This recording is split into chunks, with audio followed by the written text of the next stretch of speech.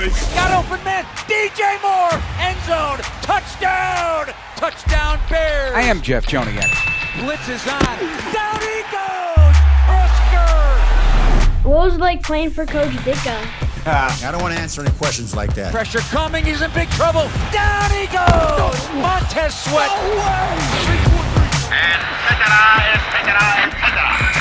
Now, Bears Etc. with the voices of the Chicago Bears, Jeff Joniak and Tom Thayer. Well, it's game week. CW, Tommy. CW can't wait. CW, Caleb Williams. We are on episode 90 of the Bears Etc. podcast, and we are brought to you by our new sponsor, Geico. And thank you, Geico, for joining us as we look forward to a great 2024 season. That's Tom Thayer, the Super Bowl winning Bears guard, my broadcast partner on ESPN 1000 of the Bears Radio Network, and I'm Jeff Joniak, play-by-play voice of the Bears. This episode number 90 reveals team captains, Tommy. 8 of them now, as Matt Eberflus said, and we'll hear some from Coach Flus. There are more leaders on this football team, and therefore more captains, something that kind of first started back in 2007. I guess the biggest surprise to some people is that Caleb Williams, as a rookie, is a captain. But by virtue of being a quarterback, it's almost universal that those guys become captains right away. And this was grown organically. How do you feel about everything? I'm okay with it. The thing about it is first rounders carry clout. And if they live up to where they were picked, then I think a lot of times they have a larger voice in the locker room. Jimbo Covert was a captain his rookie year, and he brought change at the left tackle on the offensive line position that led to the 85 Bears in the Super Bowl. So it's not, something that hasn't been done before. But you have to carry that voice within the locker room, on the practice field, high expectations for your teammates, and then go to bat and lead to some wins. Yeah, it's not forced leadership. Ryan Poles made that clear the other day. We've seen it, Tommy. We're at every practice. You've seen how he carries himself. You see how the players gravitate to him. And I think it's just, as Ryan said, it's fairly natural here, and that's the way it's got to be. And I had this conversation with DJ Moore today. We'll talk about it later in the week when he joins us as well on the podcast and on Bears Weekly. But as you know, better than anybody, players know first in the locker room. They know first who the dudes are, who the leaders are on the football team, and that is by a natural process. Listen, off the top of my head, I can give you a list of failed first-rounders that had no business being in a leadership role on their football team, and they didn't stay around that football team very long. And it's every position from quarterback to lineman to defensive player, whatever you want to look at it. But when you do give the reflection to your team that you're all in and you're invested in turning this thing around. And the reason that you were picked number 1 in the draft is because you had those type of credentials that you even got the consideration. So like Matt said, there's a lot more leaders on this football team and in that locker room, and I think that's a good thing because you and I have talked about the search for alpha males within this roster, and I think we're seeing the development of some of those guys, and it's not always the loudest ones. Sometimes it's the guys that show the most of the importance of the game to them and their teammates. So, listen, there's a lot of quality things we can say about these team captains, and Caleb is right there as much as any of them. All right, let's listen in to Matt Eberflus on that very topic. Yeah, I haven't had that before, but again, I put it to a vote. I had it with offense and defense, and I had the guys rank those guys, and he came out really high. So, and all those guys did. That's what's great about it. And we had other guys that had great votes too, just not enough to get into that captain's vote, but. That's a really good sign that he's got leadership throughout the entire team. Matt, can you give some insight on your offseason planning for opponents as far as how you divide that up when you guys get into 12 teams or whatever, 13, 14 teams that you're going to face, and when did you get the players started on Titans? Yeah, so that's always a great question, in terms of the balance of that. We do it without even knowing the players knowing it at times because we have a bunch of walkthroughs, and we'll feature an opponent during that walkthrough. We'll set up our schemes against those guys, their fronts and their coverages, their particular favorite runs that they like to run, their play actions and screens and all the things that they do. So you always want to work on the first opponents. Typically, we're playing the AFC, early this year, and we don't typically play those every single year. So, and that being our first 3 games, we've certainly put some work on those guys. And then you work on an opponent that might have a unique type of scheme during the course of training camp. And I think it's always great looking ahead like that. And again, a lot of times the players don't know we're doing it. We just got to work our structures and our schemes against those guys. But and then if you're then you of course work in your division too. You're working in your division, same thing. And we get that during training camp. We work on that exclusively against our division too. Does your staff dedicate specific days or weeks going back maybe to the spring? Say, okay, this week we're working on San Francisco. This week we're working on Green Bay. Yeah, we do. We spend a few days on each opponent, making sure we're getting it down. The guys, it'll take the guys more time than that to be able to break those guys down in terms of their specific area. Like Simo obviously does our run game, and Dave Berganzi and Travis, look at our defensive run defense. So yeah, we go way back into the spring and we set that up. This is your 3rd year. Does it feel like a bit of a fresh start or a reset now that you guys have gotten the roster turned over? You got quarterback. Does it feel like a bit of a fresh start, almost a reset? I would say that every year is different. And next year at this time is going to be different than this year. We'll have players that have more experience. We'll be, have more different guys come in free agency. So I think every team's different. I think you got to really reset that once you get into February, March, and then really get a feel for the guys, into April. And then we really start that April 15 and then start working that, bringing the team together at that point. And that's a process. We're very authentic about that. We're very intentional about that. And like I said, I can feel this team coming together faster, just because of the maturity of it. And some of it's because of what you said, Herb. We've been around each other for 3 years, and, that certainly helps that part of it. I know you haven't been with it's obviously been a long and eventful road from February and March to now. What is your own personal outlook and optimism and energy now going into a regular season test here? It probably feels like a build-up to this. Yeah, we're all excited. I could tell the guys are excited. We had a team meeting this morning. When I broke them down afterward, you can tell the guys are excited just about the competition. We're excited to compete together in a football game, and we're excited, full strength and be able to do that. And we're just excited about that opportunity we get this Sunday. Larry, what do you got? Got cut off. You obviously haven't been in the AFC South since 2021, and I think all 4 teams have changed coaches since then. But does your experience there help at all preparing to play those teams this year, especially early in the season? It does. I got some, I've obviously played some of those players that are on the other sideline, but that certainly helps. So I'm familiar with that. But again, they've changed, and that's why we did some extra work on those guys. There's all new coaches, and so it's adjusted and changed from that standpoint. Matt, will you still do the honorary captains each week?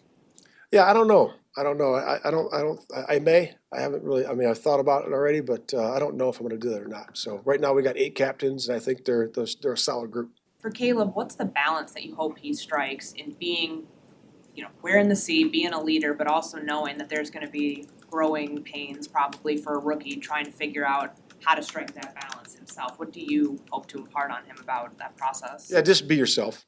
Just be yourself. Be authentic, and let it come to you, which he's done. He's worked his tail off. He's preparing. He's got great passion, in the practice and in the games, and that'll all come to him naturally. What else stuck out about Flus today? The whole process of getting ready to start the preparation week, and that will begin Wednesday. Let Matt have the players come out in the field, get loosened up, throw some balls, just get back on the practice field and get your body mechanically going again. He doesn't put too much into it because the process really starts on Wednesday, and that'll add a whole nother seriousness to the workday of a Wednesday preparation for a game. And listen, I like the way that Matt really has been handling this team since he became the defensive coordinator and defensive play caller. I'm glad the way that he led this entire offseason because you knew where you were picking in the draft and what it was going to mean to the football team. I like to see a little bit behind the scenes on Hard Knocks, the development of the relationship between he and Caleb. But here it is now, even for Matt, for a player, for a guy that never puts on pads, or for a guy that puts on pads every game. There's a lot of seriousness that's added come Wednesday. Sure does. And I also was very intrigued by some of the line of questioning about how they prepare for teams. Right. So a little bit about almost everybody, including teams in your division, which you won't see until week 11. Things will change, but some of the highlights, I guess, from each of those games and preparing for the opener, certainly, because everybody's preparing in a unique way because they don't know what they're going to see from a Brian Callahan-led football team, first-time head coach, or a second-year quarterback in Will Levis. You're going to have to feel your way through the first quarter and then execute your game plan. You know, I talk a lot about our old playbooks, and that was a binder that had 400 or 500 different pages in it. So if we are preparing for a team that played a four-man defensive front, when we went to the new play that we are putting in, we would go to that play, and on that page, you would have every design defense that you could possibly face. 3-man line, 4-man line, bear front. So you had a chance to look at everything while you were absorbing the information that was being installed. Nowadays, with the modern day tablets that they carry around and they bring to meetings with them, it's different than the way we looked at football than the way they look at it now. But I was intrigued by what Matt said about their preparation of different teams, different fronts, and without notice, where they just kind of challenge these guys and where they're at mentally without saying, okay, you guys, in 2 days, be ready for the Green Bay Packers fronts. No, you show up that day, they started putting the fronts in that they wanted to work against, and then it was up to you to be prepared. Yeah, well, they didn't even, and he says in some cases the players didn't know who they were preparing for. Well, that's what I'm saying. That's cool. That's the point I'm making, is I like that type of challenge to them. Tastes like Miller time. Celebrate responsibly. Miller Brewing Company, Milwaukee, Wisconsin. 96 calories and 3.2 carbs per 12 ounces. Tommy, a revered member of the Bears family, passed away on Monday. Katie Nagel has been battling some illness and put on quite the fight. Multiple-month fight to stay alive, and it did not happen, but widely regarded around here as one of the nicest human beings you'll ever want to meet. Always had a smile and a kind word.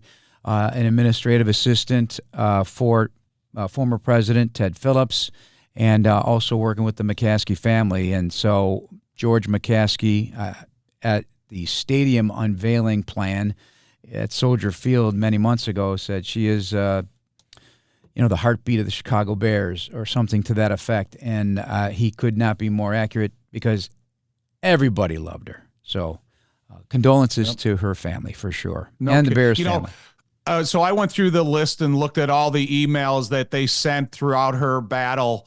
And, there was, the initial news was grave, and then they had some signs of recovery, and she was breathing on her own. And then when you informed me that she had passed away, it was just like such a crushing blow, because that entire building was pulling for Katie Nagel, and they were pulling for her family, and they were pressed. A couple months ago, I was writing her a birthday card, and I was thinking to myself, when is the last time that I wrote a birthday card? But it kind of is a reflection of how much she means to all of us, and nothing could be sadder. And I just hope that the people that got to know her, that knew her, that worked with her over the years, has a good memory or a thought about her. Yeah, certainly they do. Heaven awaits, that's for sure. Darnell Wright, the starting right tackle entering his second year, was asked a bunch of questions today, including how high his expectations are for himself. And through the end of this, he'll touch on the Tennessee Titans. Very high. So it's too high at sometimes. Sometimes it feels like, you're reaching for something that's not possible. But I think that's how you get better. What do you know now that you wish you knew as a rookie? There's a lot of stuff I know now. Something I wish I knew as a rookie. The main thing being is just treat every player, every game the same. Not make one player too big or make like a lesser known player too small. Kind of just treat every game and every player the same. I know it was a couple of weeks ago, but having had a chance to see what Cincinnati does with some of their odd fronts, do you think that there's benefit to that in what you're going to face against Tennessee this week? Yeah, there was huge benefit in that because, they run kind of the same defense, a little bit, some differences here and there. But, yeah, getting a little taste for that, and just it's not a defense you see a lot, but it is. I mean, not as much as like a normal 4-down defense, but just getting your mind back into that mode of 3-down defense is good. It was definitely some good work for us. Darnell, what stands out about the Titans' defensive line as you're kind of getting game planning and studying them so far? I say the main thing that stands out is they play hard, and I think they're well coached, and it's going to be a good challenge for us. I'm happy that we have them first game just by how hard they play, because I know how hard we play. So it's going to be fun matching their intensity, and then they're matching us as well. It's going to be like a good competitive. It's always fun when it's competitive. All right, so Tommy, we're looking for big things from Darnell. So, as he says, his standard of excellence is almost at times seemingly too hard to reach, and he has to keep reaching for that regardless of that fact. And then about the Tennessee Titans, he's glad that they faced Cincinnati, and you did the same thing in your breakdown of things, because they're going to be a 3-front. A 3-4 front, and that's what Cincinnati moved into many times on their defense when they practiced against them and played against them. I thought that was some really good. He all perked up about that. He liked the fact that they've had a little bit against the 3-man front. First of all, Darnell, your expectations for yourself are no different than my expectations for you. I see extreme greatness for you at your position. And it is about as the initial indication, the dedication of the game is super important to him. And that's what we saw throughout his rookie year. And he also realizes that he has to continuously get better throughout his whole career. And it's never a finished product. And so Darnell Wright, he's going to have a lot of responsibilities, to be one of those leaders of this football team, of the offensive line, kind of a sounding board for some of these other guys that are playing for Chris Morgan on the offensive line. And I don't ever think that you're going to put any type of defensive front out there with limited notice to a guy like Darnell Wright, and he's going to be surprised. You're going to say, okay, 4-man front, I know that the guard is covered as well. I'm not going to be looking for as much help. Okay, a 3-man front, a lot of time there's a bubble. There's a linebacker up over the guard. So I know I'm probably going to have a little bit of help to my immediate inside. So it's just the process that is being preached to these guys every single meeting they go through and go to, because there's no guarantee that Tennessee is going to line up like you expect them to. They got some big bodies up there. They can easily convert from a 3-man front to a 4-man front and play it the whole game. They have a body now big enough on the interior of their defensive line that they could play a bear defense, because the 6'4", 366 Tavondre Sweat is a big man. And so he gives that defensive front a little bit of versatility. Yeah, it's a veteran defense. It looks like they play hard. They're aggressive. They've always been that way under prior administration and Mike Vrabel, and I think they're going to pick up that baton and move in the same direction. We'll preview that matchup in detail coming up on our podcast number 91, which drops on Thursday. All right, let's continue on. We're brought to you by PNC, official bank of the Bears. One thing back to Darnell before I do move on is that somebody asked him, as you heard, and if you're just joining us and you're picking the podcast up in midstream here, is that one thing he wishes he would have known before his rookie season is just how he looked at players, whether it's the superstar player versus, maybe not in his words, but my words, I think he was trying to insinuate a guy that doesn't have that kind of star power. Treat them all the same. You can't just elevate your game to meet one guy. Elevate your game at a high level for everybody you face, regardless of who it is. Did you 100%. Do that? Did you do that? It's kind of funny, just to analogize with another story, is so you have an outside look at football players because you see them in their uniform, in shoulder pads, in a helmet, in the type of mentality they put on display on a game day, whether it's offensive lineman you looked up to or defensive lineman you're playing against. I remember going to the Pro Bowl the first time after the Super Bowl. I went with Jay after the Super Bowl.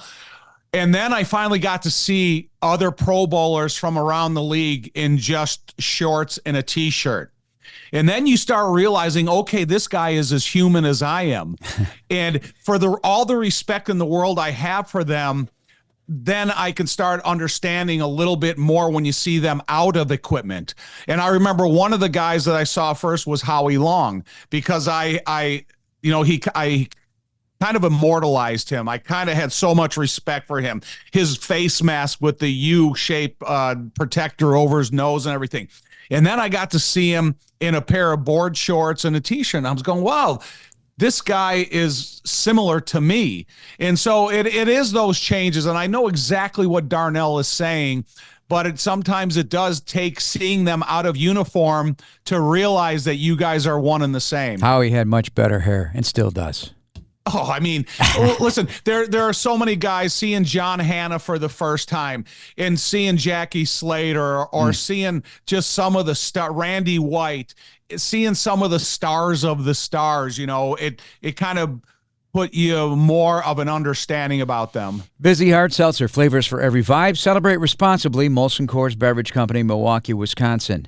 All right, so the other captains outside of the starting quarterback, Caleb Williams, DJ Moore, he commented on his captaincy. I don't know if it's because I'm popular or like I'm a real leader. I lead by example.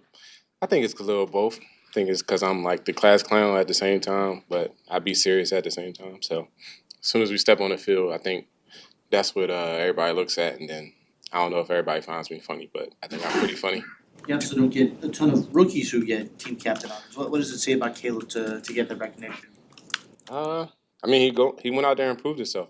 Took command of the offense, and he started opening up, and I guess people saw that, and we rocking with him. Did he surprise you this training camp with just kind of how he took the reins and how he improved and played like that? Did he? Nah, he didn't surprise me. I mean, when you're number one overall pick, you better go out there and make something shake. Look, I'm about to curse, but you better make something shake. And he went out there and exceeded everything that we had set for him. DJ, as you competed more and more against Jaylen Johnson in the last couple of years, what stands out to you about him as a corner? Especially this year, it was hard to catch against him. I don't know what it was. He living right, and I know him and Keenan had that back and forth, but yeah, he was out there like a lockdown corner. It didn't matter who or what play it was. He was out there competing. How do you describe that competitive side of him? It seems like that edge is pretty sharp and pronounced for him. Yeah, he got something to prove this year. I think he just want to go out there and prove that he can be the top DB, top corner out there. That's what he's proving. DJ, what are you most curious about to see from Caleb in this first game? Just want him to go out there and play football for real. Do what he's been doing. He a winner, so lead us to a win. And like everybody's been saying, he got a bunch of weapons out there. Like, just go out there and just point guard the ball like it's basketball. And he'll be all right. I ain't too worried about him. Here, it seemed like very early on, people looked to you to lead. I don't know what your perspective. Yeah, that's what I was confused too, because in Carolina I wasn't a captain, but I get here, I'm automatically a captain. The first year I was surprised. So your guess is as good as mine on that one. But to answer your question, I mean, I showed up every day working. I really didn't have no feels or bad energy towards being here last year. This year, I think everybody got to know me because of last year, and then this year I kind of like opened up more to the locker room, so they see who I really was and how I really am as a person. How high was the bar for Caleb to have to get to as far as a leader? Because, I mean, Justin left this place, he's universally loved, and Caleb comes in, and it doesn't seem like it took him very long to get you guys veterans, especially to respect them. I mean, when you come to work every day like he did and go through the things that he had to grow through, especially against the defense, and you see the work that was putting in and day out, I mean, you can't do anything but respect that and want him to be a captain for you. We keep hearing about the authenticity, and Ryan Pohl said last week that his personality, it's not forced. Like sometimes you feel like guys can be awkward when they come in and trying to get guys to follow them. How has he shown you the authentic side that has galvanized so many of you to get behind him? Yeah, I don't think he was looking for anybody to get behind him and follow his lead. I think he let it just come naturally, and once he got comfortable, I mean, it took him a while to get comfortable and start opening up and being who he truly was. Because he did have to go through learning the offense, learning everybody, learning different things. And once he did that, everybody just started gravitating to him, and he's a captain now. So as he said, Tommy, it took 5 years, and Carolina never got a captainship. Now he's a 2-year captain here, and was somewhat surprised he got it last year because he's just the same guy. He's a fun guy behind closed doors, and when I first interviewed him for the very first time when he was traded here, he said, hey, what I am at the podium and what I am with my teammates are two different. And he goes, I don't show everybody my sense of humor, but I'm funny. I'm a funny guy, and I'm going to show it on the practice field. You may see it joking around with Keenan Allen or whatever. And he's the by-action guy. It's not a rah-rah, but he does everything professionally. One thing about DJ Moore, and what I hope for DJ Moore, because he did sign an extension, he's going to be around here for a while. DJ Moore has caught footballs from 11 different quarterbacks in his career. And I hope that he has consistency to be here for however many years with Caleb. Because to me, if you think of DJ Moore being able to develop a relationship with consistency at the quarterback position, his numbers are limitless. You can't set it. You can't put a projection on him because how important the game is to him. So when I think about DJ and the number of guys that he's played with at the quarterback position, I hope for consistency for his future. Well, his career catch rate last year high of 70.5%. And that was, of course, with Justin Fields and highest yak yards. But, the thing is, it's like Keenan Allen. On third down to get first downs, he's like 80% of the time that's going to happen. DJ, 69% of his catches in his career are first downs. And what do we keep talking about? What have you pounded into my head, Tom? Tell the people. It's a game of first downs. Game of first downs. That's what it is. First downs lead to touchdowns. And to that point, given the weaponry, I see that being a very big part of the Chicago Bears for 2024 and beyond right now, because that's, everybody talks about, okay, what kind of team is this going to be? What's the term that everybody uses all the time? They want to put it in a nutshell of what this team is. And this is going to be a team that's led by a point guard quarterback, offensively at least, and get the ball to the playmakers. That's it. They're going to get yards after the catch in bunches. But interestingly, he's averaged 134 targets a season, DJ. Do you see him getting 100-plus targets this year with Keenan Allen and Rome Odunze and Swift? It's a valuability, Jeff. Okay. This is a guy that the game's important to him, and he's there for 17 weeks. And I don't know what 17 divided by 134 is, but when you're there week in and week out, and you have the catchability when you start playing in the environment and the conditions that you play at in Chicago in the later part of the season, he's a guy that's always in uniform. So it doesn't surprise me, and I would expect him to continue to get the targets that he's been getting throughout his career. 7.9, Tom. Oh, so that's nothing. That's less than 2 fistfuls. Yes. Oh, my gosh. Blue Cross and Blue Shield of Illinois right here at home, driving access toward healthier communities through it all. All right, another captain with the number 1 on his jersey, Jaylen Johnson, on getting his first captaincy. I mean, honestly, it's big. I was surprised. I got a text. I didn't even believe it, honestly. But, I mean, kind of just one of those things where just continue to be myself. Nothing changes. I feel like for me, you're just, I'm his captain now, so I got to go out here and do something different. Just continue to work, continue to lead by example. I feel like that's the biggest thing. But really just, for the most part, continue to lead the guy, bring those around me, continue to be more vocal. The goals and the things I wanted to do don't change because of that, but definitely honored to have the C on my chest. Who texted you?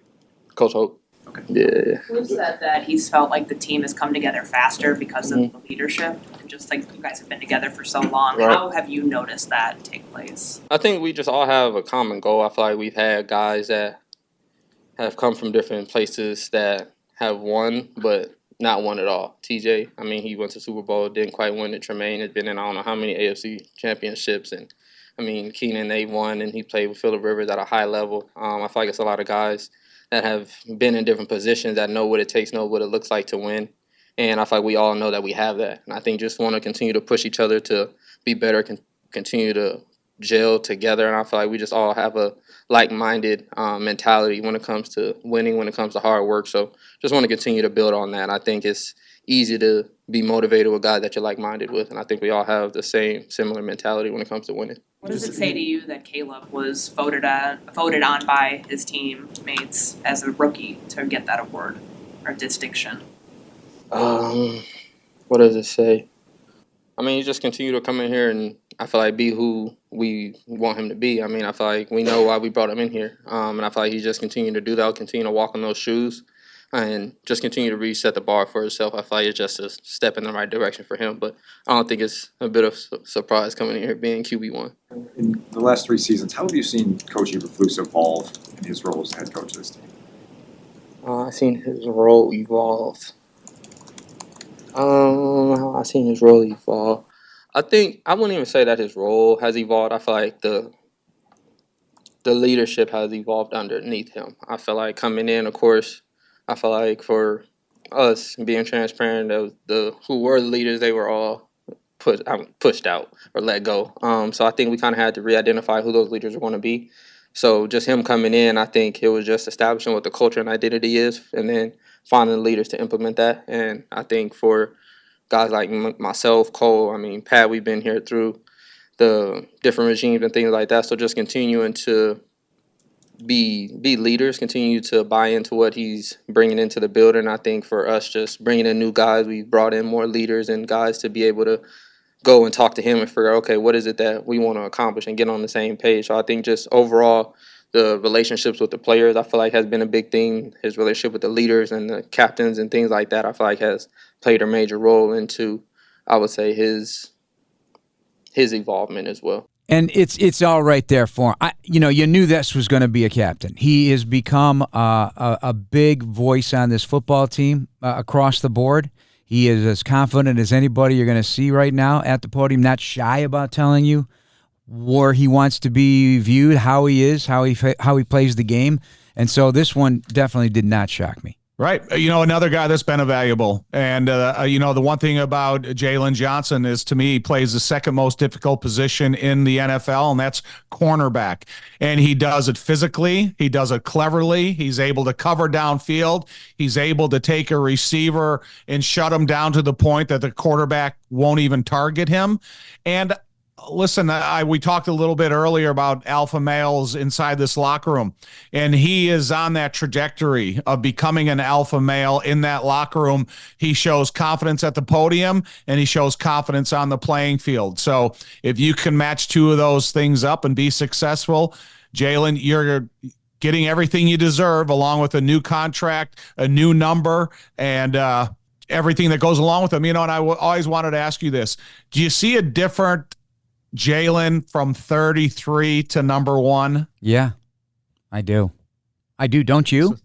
Yeah. That, along with everything that's gone along with it, there's a lot of people that look at that number and they always, who's number 1 on your team? Who do you got wearing number 1? Who are you going to offer number 1 to if you're a college coach and you're trying to bring in a recruit? So there's always interest in that number. And then how about Kevin Byard III becoming a captain on a new team? He's only been here, when you think about it, for so many months, but this is a testament to his voice on this team, what he's already impacted, and his career achievements as a great leader for the Tennessee Titans and a captain there. Of course, those 28 interceptions follow him around in his career. He's been a Pro Bowler. He's been an All-Pro. Kevin Byard, a team captain on that secondary, which we always talk about being so loaded. Foundation. You look what he comes to the Bears with and what he's already built in the NFL and how deep, his pylons go into the dirt in order to have him be the type of player with the type of respect he carries around the league and into new locker rooms. And he's not shy of teaching young guys or sharing some of his experiences. So it doesn't surprise me. And I'm sure that Flus and the rest of the defensive coaches have had an opportunity not only to talk to him in private, but to see how he interacts with the teammates. All right, and you got Cole Kmet, TJ Edwards, and Tremaine Edmonds, and then the 40-year-old Mercedes Lewis. So you got the 22-year-old quarterback and the 40-year-old tight end. A lot of years, difference in experiences between them. And I'm glad, Cole is a captain only because I want to see him become more vocal. I want him to kind of develop the reputation of some of the other tight ends around the league that people talk about, whether it's Kittle in San Francisco or whomever the other guys, even within our division that you're talking about. I want Cole to start developing that reputation of being a tough, hard-nosed, physical, fighting tight end. Steinhoffel's is an employee-owned furniture and mattress store. Visit any of their 4 Chicagoland locations in Vernon Hills, Crystal Lake, Downers Grove, and Harwood Heights, or shop online at steinhoffels.com. All right, let's look at this because I thought it was interesting. No offense or defensive lineman named a team captain. And we always talk about the trenches being the most important in football, right? You gotta have some alphas on that line of scrimmage. Not to say there aren't, but I think still developing that. I look at Montez as definitely an alpha and a voice on that team, and I hope Javon Dexter makes a huge stride in that regard here in year 2, and that's where the biggest improvement comes, from year 1 to year 2, and then again year 2 to year 3, and then you settle in as a veteran and keep becoming a professional. So how do you look at that? Does it matter? It really doesn't to me, because I look at Taylor, Booker, Pickens, Billings, Dexter, Montez, Dominique Robinson. All these guys, I kind of put them all together, and how they offense and defensive line, they're different. They're not searching for captainship. They're searching for success, position domination, and then just all around wins that are attributed to the lines of scrimmage. Because like Dick Stanfield used to say, if you win, you're not going to get any credit. If you lose, you're going to get all the blame. And that's the way that offense and defensive linemen, they live through the season that way. So it's not necessarily being about captains. It's about having position success. All right, what caught your eye in college football over the weekend as we opened up? Very exciting to see it all back. Notre Dame with a nice win on the road at Texas A&M caught our attention. That's one of the ones. Yeah, it did. Well, earlier in the day, Miami crushing Florida. Because to me, I always thought there's always athletes all over Florida, including the University of Florida. And Miami took it to them, and, they're searching for answers. Too much conversation about, has the game passed Dabo Swinney by in Clemson, which kind of irritates me, because he's one of coaches that's still in the NCAA with multiple national championships. And for guys, wherever they're voicing their opinion, they come up and make that statement. It's foolish and it's silly. It's trying to fit into the transfer portal and the NIL and trying to keep a roster on the field. So they go and they get beat by Georgia. All of a sudden they want to pile on Dabo. Yeah. If you ever wanted to move them, there's 100 college programs that would pay anything to have them. And I was excited about the Notre Dame game, because immediately before the game, I called Jerry Fontenot, a former teammate at the Bears, and he went to Texas A&M, and he picked up the phone, and I said, Jerry, we haven't had this chance to make this bet, but if Notre Dame wins, you drive to me and buy me dinner. If A&M wins, I drive to you and I buy you dinner. Where's he living now? He lives up in the northern suburbs. Oh, okay. So he's here in the area. And then the USC LSU game last night. I think that USC quarterback looked good. Yeah, but a lot of people weren't picking USC. Yeah. They thought they were going to get trounced by LSU, but LSU lost a lot of talent along the way. And you have double-digit penalties, and you make a lot of mistakes, and you allow the other team to stay in it until the very, very, very end, and then they make a big play. Now we're talking about USC going up the ranks and Brian Kelly pounding on the desk. Yeah, 0-3 and first weeks at LSU. So I know how important week 1 is to you here. So it caught my attention. And you mentioned Miami. That Cam Ward, he's been around now. Transfer portal guy at quarterback, he was something else. He's good looking quarterback. Yes, he was. Listen, I didn't know what to expect out of that game, because you listened to a little of the pregame conversation. I think a little bit of talk from both sides. but they were starting to give Miami a little bit of the upper hand before kickoff. And then as I started to watch football throughout the weekend, I was surprised that it was that overwhelming of a score difference. How about the kid from Texas A&M kicking the field goal in the pregame college football game day live over there in Texas A&M country? Pat McAfee. Yeah. He missed on the $25K offer, and the crowd wanted him, hey, one more time. So McAfee said, you're not going to make it, but I'm going to throw $50,000, and the kid put it right down the middle. He was the toast. Did you see that? Yeah. He was the toast of the town that night. You know it. Why not? I mean, you're walking around with a year's tuition if you're a paying student. But, also during the Georgia-Clemson game, they showed a highlight of our own Kevin Butler kicking a 60-yarder in the game. And they showed Kevin and his family up in the stands. And just to go back and see some of those old memories, pretty cool to see one of our very own Chicago Bears hitting big kicks like that in his college career. Not only was the opener on Sunday coming up against Tennessee, but it's alumni weekend, week one. Yes. And so a lot of your old teammates and a lot of Bears from the past convene. They'll get tickets to the game and some sideline passes. So I always enjoy that. And I know they're going to honor Steve McMichael, and he'll get his Hall of Fame ring on Sunday. You'll be going down at halftime to kind of introduce that to your old teammate, and that'll be a moment that you'll remember, right? Oh, listen, man, I cheer for Ming as loud as anybody can cheer for him. Proud that he's going to be represented in front of the 61,500 that will sell out that stadium. And anybody that deserves Hall of Fame recognition, whether it's now or 20 years ago, it's Steve McMichael. All right, Tommy, good news. Chicago United Airlines is getting brand new planes with all the bells and whistles like Bluetooth connectivity, screens at every seat, and room for everyone's roller bag. United, proud to fly the Chicago Bears, and you too. We'll hold the flight for now because we got a home opener. Tom, I hope you're ready, and I don't know if don't peak too soon.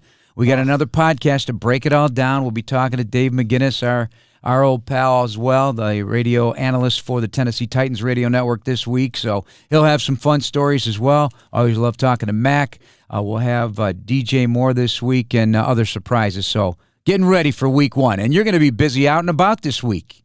Yeah, I got pressing the flesh. Of stuff to do. A lot of stuff to do, but I'm interested to see Callahan. Here's a young guy that has a significant history and background in the NFL from his dad. And bringing I really like Mike Vrabel, the last head coach of the Tennessee Titans. So they're going to have a physical mentality there. But I'm interested to see what type of leader young Callahan is bringing his team into Chicago. Yep, and the head coach and first-time offensive play caller. So he had the title, but he didn't call the plays. Zach Taylor did at Cincinnati, and he even admits, that's something I have to conquer. I have to be able to hit my rhythm and figure out a game on my own for the first time and still coach the whole football team, and that's always a big transition for first-time coaches. Yep. And, hopefully he doesn't, I'm not cheering for him next Sunday. No. But, I have a lot of respect for his dad, who's been a great offensive line coach in the NFL for however many years he's been around here. And, that was one of his first hires. So. And the kid is Chicago-born. Chicago-born, yep. So it'll be interesting. Nice little homecoming. All right, Tommy, we'll talk to you later in the week. Thanks for listening, everybody. Please subscribe now to the Chicago Bears official app, Apple, Spotify, YouTube, or wherever you get your podcasts. Bear down.